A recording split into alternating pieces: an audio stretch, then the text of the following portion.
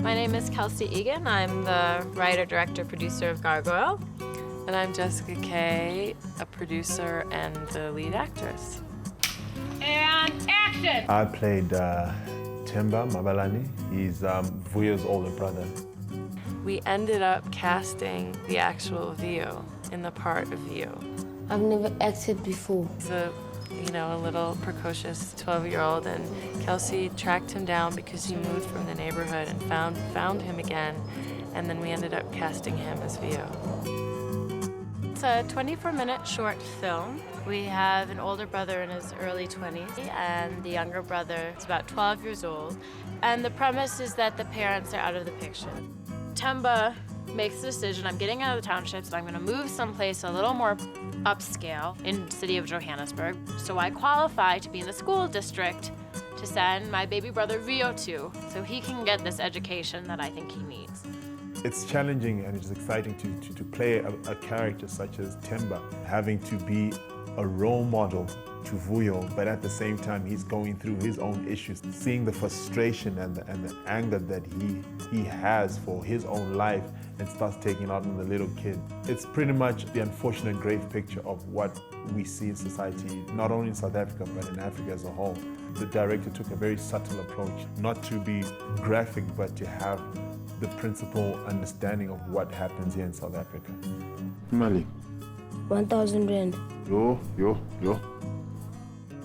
I think it's only natural for a first-time director to be really hands-on with everything. Shooting went really well. I think I liked the shots and just the technical flow of the entire time we're there. I really thought that this was a nice story to tell. If it can make a positive impact to the young people out there, I was like, I'm more than willing to be a part of it. We were so lucky. Every single member of our crew came to the party on this job. Mike Lacus was our director of photography, and he flew in from Los Angeles, and he was amazing. First time directing is hard and it's risky, and I wanted someone that I knew I could trust, but I also knew would trust me. So he came out and lent his time, and I'm so grateful that he did. Mike Lacus, Ina Braudo, you never realize what amazing friends you have until you try to make a movie. Necro came on board as an executive producer, and obviously that moment when that email came in was one of the best, because that's when we knew we could make the film.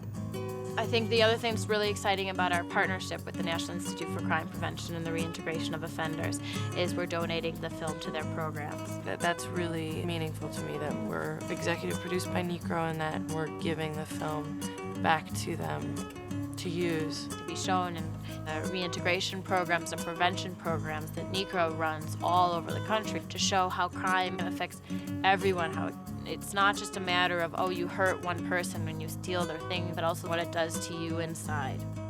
One of the things that was particularly exciting to us about the project and that we feel really grateful for is we had the opportunity to workshop the final shooting script with actual rehabilitated offenders who had successfully completed Necro's programs. We met with young and older men and women. They were so giving of their time and their energy towards helping us. They were fantastic. We went through the script with them. We talked through the story. We wanted to portray some of the motivations behind individuals in South Africa making the choices that they do and why they might feel that those are the choices they have to make.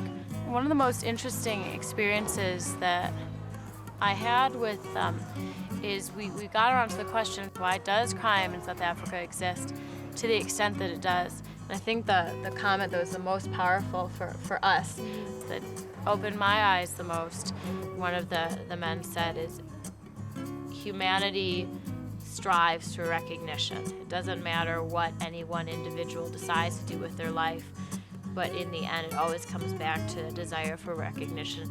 We exist and we have needs and we are here. And that resonated with everyone else around the table. If I can create anything that touches someone and helps widen eyes about what it's like to live in a certain context, then I'll be creating something that I think is worthwhile. And we're hoping that we can take this story and use it as yet another example of the wealth of content and human achievement that exists in this country.